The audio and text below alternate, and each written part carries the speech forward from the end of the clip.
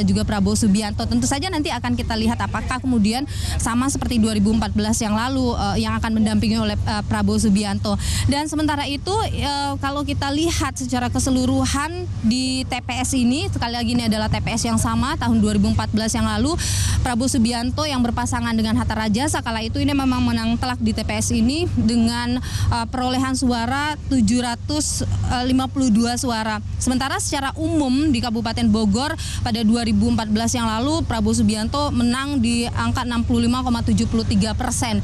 Dan apakah kemudian tahun ini di 2019 ini dengan berpasangan dengan Sandiaga Uno, Prabowo akan mengulang kemenangan yang sama? Tentu saja akan kita pantau proses penghitungan suara nanti yang akan dilakukan oleh KPU. Tadi kami berbincang dengan Ketua TPS atau petugas di sini menyatakan bahwa untuk proses pencoblosan akan dibuka dari pukul 7 waktu Indonesia Barat hingga pukul 13 waktu Indonesia Barat, dan kemudian di pukul 13.30 akan dilanjutkan dengan proses penghitungan suara dengan diawali penghitungan suara dari calon presiden, kemudian dilanjutkan dengan DPR RI, kemudian DPD provinsi, DPRD kabupaten atau kota, selanjutnya adalah DPD RI, dan diperkirakan dari simulasi yang dilakukan proses penghitungan suara oleh pihak KPU akan berlangsung sekitar 11 jam nantinya di sini.